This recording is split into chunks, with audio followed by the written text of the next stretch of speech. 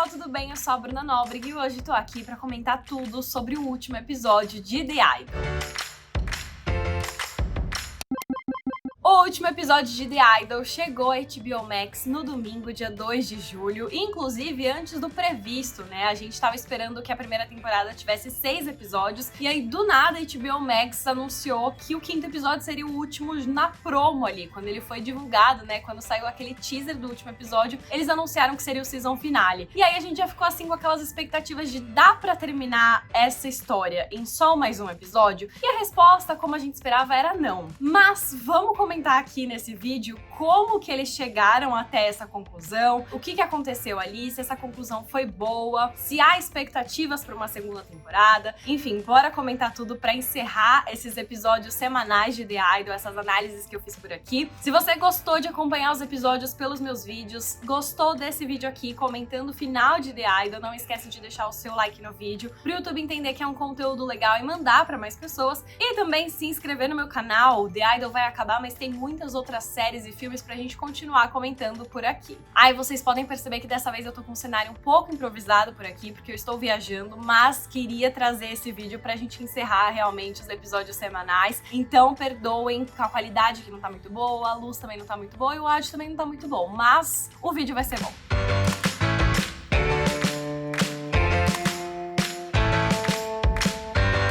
Bom, a gente começa o último episódio com os preparativos para a turnê da Jocelyn. Toda a equipe dela se reúne lá na casa para ver o que ela preparou durante esse tempo, né? E aí ela vai apresentar os novos singles que ela fez e ela também decide mostrar, então, os cantores que estavam ficando ali na casa dela, que eram meio que do Tedros ali, para mostrarem que ela quer eles como atos de abertura, né? A Chloe, o Isaac e a Ramsey, que honestamente surgiu do nada. Não lembro do nome dela ter sido mencionado até esse 5º episódio, mas ela surgiu ali. Inclusive, assim, Chloe já teve algumas músicas, ela realmente canta bem. O Isaac, eu entendo o apelo, mas essa Ramsey surgiu do nada e ainda cantou uma música horrorosa, que eu não entendi por que ela foi parar ali, mas ok. E aí, logo de cara, a gente percebe que a Jocelyn não tá mais afim do Tedros, assim. Realmente, no final do episódio 4, ela soube que ele tinha um interesse nela desde o começo, e aí ela cortou laços com ele, ela não quer mais saber dele. Ela vira no começo do novo episódio e fala que, enfim, ela sabe exatamente o que ele fez pra atrair ela. E é muito engraçado porque depois dela ter sofrido um monte na mão dele, né, dela ter visto ele abusar os amigos dela, abusar a equipe dela, tentar controlar tudo da vida dela, o que fez ela dar a volta por cima, rebater ele, foi só ela ter descoberto que, tipo, ele tava planejando conhecer ela desde o começo. Faz sentido? Não. Mas ok. E nesse meio tempo a gente vê que aparentemente o Tedros tá sofrendo um monte com isso, né? Tá lá bebendo um monte, tá meio... não sabe muito o que fazer da vida. Ele praticamente muda a personalidade inteira que a gente viu ao longo da série só porque a Jocelyn não gosta mais dele. Novamente, mais uma coisa que não faz sentido no roteiro dessa série, assim. Todos os personagens mudam de personalidade sem uma construção, do nada, né? A gente vê, por exemplo, no episódio 4 que o Xander sofreu pra caramba, teve aquele momento de tortura intenso do Tedros controlando ele, mandando agarrar ele e, tipo, prender e dar o choque, apertando o botão pra dar choque. E aí chega nesse episódio agora, o Tedros vira pra ele e fala: ah, eu acho que você tem que lutar pelo seu lugar no ato de abertura. E ele só aceita, ele não tá nem aí, tipo assim, não faz nenhum sentido. Ele sofreu, ele queria ir embora, e aí ele aparece aqui e tá obedecendo todos de novo. Então, honestamente, assim, eu achei uma grande bagunça esse começo, nada fez sentido, do nada todas as posições mudaram ali sem uma grande explicação, assim, ou uma explicação que não parece boa o suficiente. E aí a gente tem a apresentação e novamente a gente tem um momento em que não tem um grande motivo pra Jocelyn não tá lá, né? Porque toda a equipe chega e aí o Tedros tá mandando no rolê, ele começa a apresentar as pessoas e a Jocelyn tá só atrasada e ela não tá nem aí, ela deixa aquilo acontecer, e quando ela chega na sala, ela também age como se nada tivesse acontecido, como se fosse algo planejado, né, dela com o Tedros, o que honestamente, considerando o final do episódio, talvez tenha sido realmente esse atraso dela, né, um acordo desde o começo. Mas não foi, porque, né, a gente vê que no desenrolar desse episódio, nos próximos passos, ela quer se livrar do Tedros a todo custo. Ela quer que, enfim, ele saia da vida dela, ela tá totalmente poucas, ela quer ainda pegar os créditos, né, de apresentar esses novos artistas pro mundo. E aí, enfim, eles se apresentam ali pra equipe, a equipe aprova, ela faz toda a apresentação dela ali, todos ficam muito felizes, prints que mostram que, tipo, todo esse intensivão ali deu resultado. Só que no meio disso, a Jocelyn vira pro Kai, né, o empresário dela, e fala que ela quer o Tedros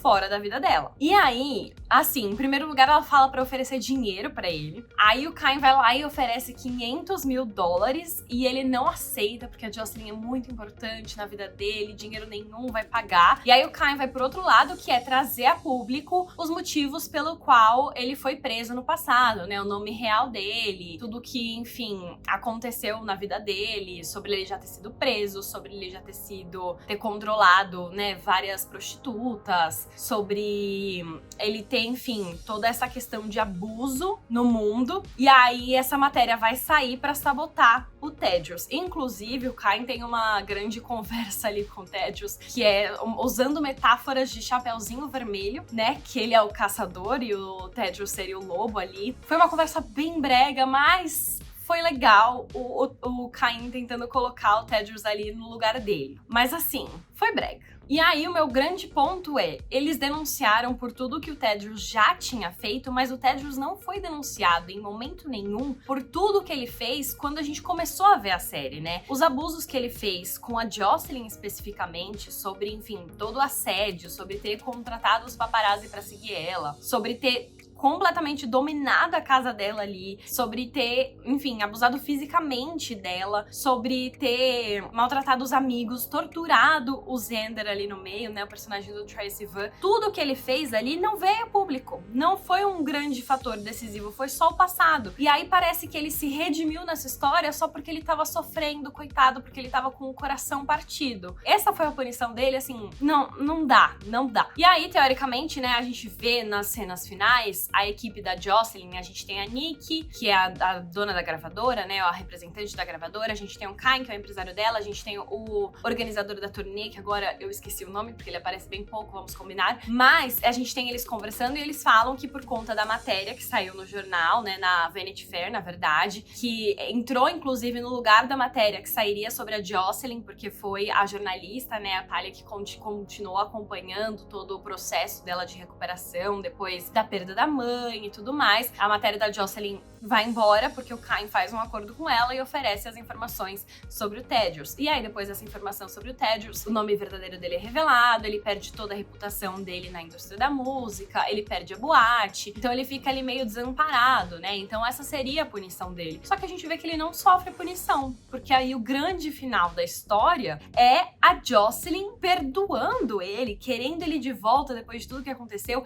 Ele vai lá no show da turnê dela, tem um crachá VIP esperando por ele e eles voltam. E aí, o que é o grande ponto da mudança, o que com certeza o The Weeknd e o Sam Levinson devem ter se sentido muito inteligentes pra pensar isso, foi que agora a dinâmica muda, né? É a Jocelyn que tá controlando essa relação. Até, inclusive, a cena final, né? É ela virando pra ele, falando que ele é dela e ele mandando ela sentar no canto, que é exatamente uma fala que o Tedros tem pra ela durante, enfim, os primeiros episódios. Então a gente vê que há uma mudança ali na relação, né? Ela que tá no controle agora. Ainda assim, o que levou ela a perdoá-lo em 6 semanas ali no meio? Porque até a última vez que a gente viu, ela queria que ele sumisse da vida dela. Aí do nada ela quer voltar e aí não só quer voltar, como faz essa grande apresentação pro mundo. Ela entra no show dela, da turnê, não canta nenhuma música e fala que quer apresentar o amor da vida dela, aí chama ele no palco, um cara que não sabe cantar, ele não vai cantar, ele tá ali só pra ela mostrar o namorado dela. Uma coisa que ela poderia ter feito simplesmente postando uma foto no Instagram. Mas aí chama ele no meio da turnê, dá um beijão ali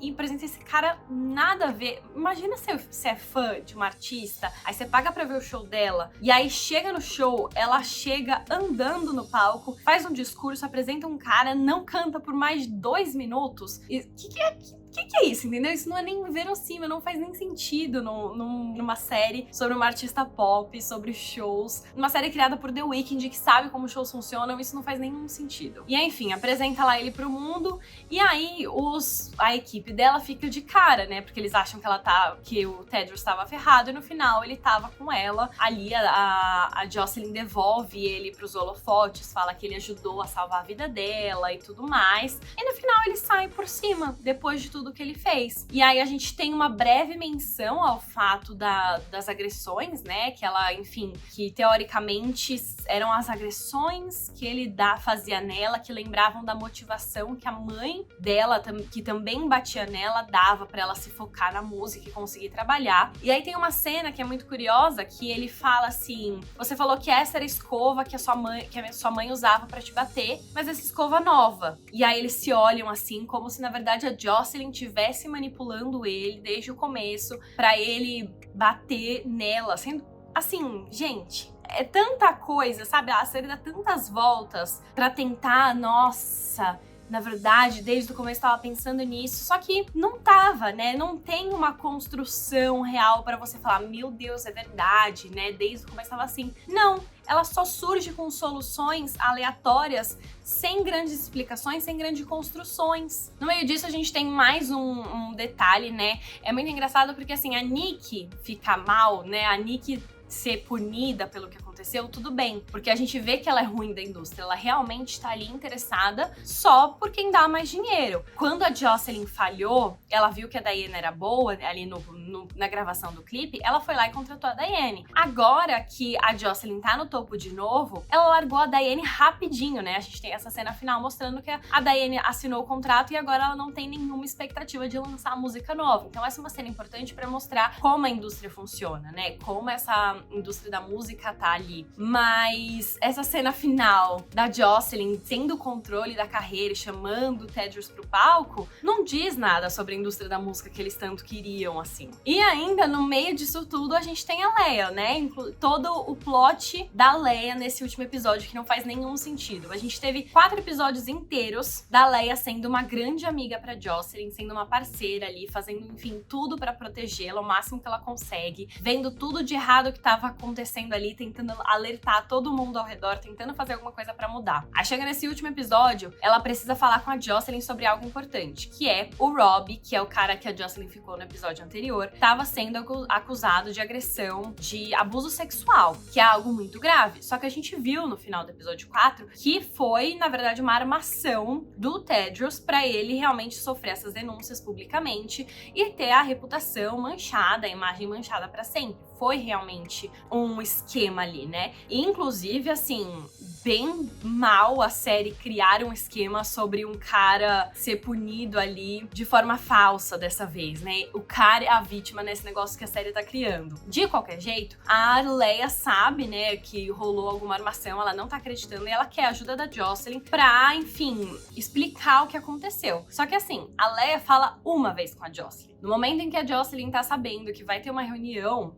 pra falar da turnê naquele dia, ela fala, ó, depois a gente fala sobre outra coisa. Uma vez a Leia tentou falar com ela. E aí ela vai lá, fala com o Xander, e aí o Xander fala, não, a Jocelyn com certeza já sabe. E a gente sabe que a Jocelyn não sabe, foi tudo uma armação do Tedros. Só que a Leia acredita que a Jocelyn já sabia. Sendo que a Leia foi a pessoa que mais confiou na Jocelyn, mais acompanhou nela durante 4 episódios. E aí no último episódio, a Leia decide que, enfim, a Jocelyn não vale mais a pena, e aí escreve uma carta e vai embora. Uma carta, inclusive, que a gente nem sabe o que tá escrito ali. A gente nem vê uma reação da Jocelyn a esse fim, né, de amizade que ela teve por tanto tempo com uma pessoa que era tão próxima a ela e ajudou por muitos momentos. Então, assim, mais uma coisa que foi muito apressada, totalmente sem explicação ali no meio. Honestamente, se a série acabasse sem a presença do Tedros de volta no palco, sem a volta da Jocelyn com o Tedros, eu não acharia tão ruim. Porque eu acho que, enfim, mostraria uma evolução, que a Jocelyn, enfim, se colocou num lugar ali, se sentiu mais estável pra conseguir fazer as coisas por conta própria, conseguir uma independência, conseguir um grupo de pessoas ao redor dela que ela criou uma confiança e ela ficou de bem na carreira. Mas esse negócio de ter o Tedros do lado, dela precisar daquele homem pra se manter na carreira, não passa uma mensagem boa, não diz nada sobre a indústria musical, que, enfim,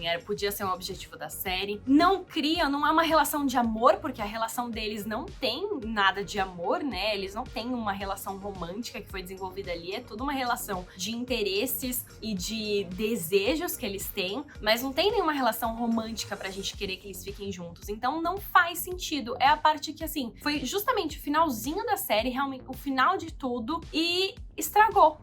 Era a única coisa que não precisava ter, mas é esse desejo, talvez, do The Weeknd de estar ali no final, né? Enfim, é até muito triste, porque essa série estragou a imagem do The Weeknd pra mim. Ele vai fazer show no Brasil em outubro, e aí agora eu ia lá no show curtir, eu vou olhar pra cara dele e ficar lembrando do Tedros, entendeu? Que raiva. Mas enfim, a Jocelyn voltando com o Tedros, a gente entende um pouco mais a decisão da Leia, porque ela percebeu que, na verdade, a Jocelyn não ia mudar, né, naquele ambiente. Ela sempre ia estar cercada daquele jeito, e se ela quisesse sair daquele ambiente tóxico, ela precisava deixar a Jocelyn. Isso faz um pouco mais de sentido, mas eu senti uma falta, assim, da Jocelyn lendo a carta, entendendo a decisão, uma despedida entre elas, alguma coisa, porque elas têm uma ligação muito grande que fica só largada ali no meio. Enfim, essa série foi inteira uma bagunça, então eu não esperava que o final fosse conseguir resolver tudo, mas também não esperava que fosse me deixar com mais raiva ainda, como foi o que aconteceu. Assim, considerando toda a história, eu acho que ela realmente, assim, não precisa de uma segunda temporada, porque encerra um arco ali, né?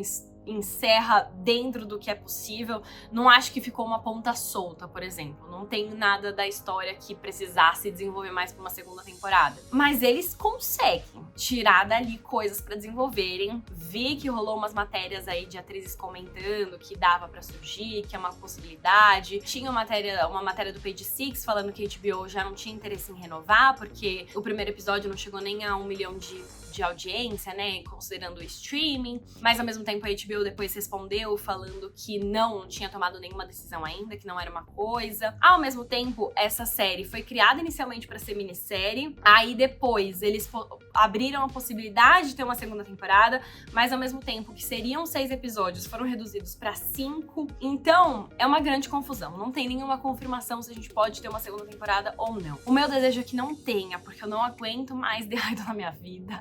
Eu acho que o que foi lançado já foi muito mais do que suficiente. É uma série pra gente esquecer, infelizmente, e até melhor, a gente esquece, porque aí a gente consegue voltar a apreciar o The Weeknd pela música dele. E as coisas boas que ficam a gente saber que Troye Sivan realmente atua bem. Eu acho que o Troye pode participar de outras produções aí como ator, porque eu realmente gostei da atuação dele. E que legal que ele teve uma oportunidade de cantar, nem que seja um pouquinho no último episódio. E Lily Rose Depp, eu acho que ela realmente brilhou nessa série, assim, considerando um panorama geral. Eu acho que ela mandou muito bem na atuação e mostrou que sabe cantar, né? As músicas dela ali, eu realmente gostei de quando ela soltou a voz e realmente cantou ali. Então ela realmente é talentosa. E eu acho que essa série serviu pra evidenciar ainda mais. Dito isso, Sam Levinson, seus dias na TV provavelmente estão contados. Isso é triste, porque estou ansiosa para a terceira temporada de Euphoria. Mas nem sei o que vai vir agora dessa terceira temporada de Euphoria, considerando tudo que aconteceu com The Idol. Enfim, é isso. Agora, aproveitei a oportunidade para deixar aqui nos comentários o que vocês acharam desse final. Você concorda com o que eu disse? Achou alguma coisa diferente? Queria que outra coisa acontecesse? Gostou desse final? Deixa tudo aqui nos comentários pra gente continuar conversando. Não esquece de deixar o seu like no vídeo, se inscrever no canal e ativar o sininho para receber notificação sempre que eu postar conteúdos novos. A gente se vê no próximo vídeo. Beijos!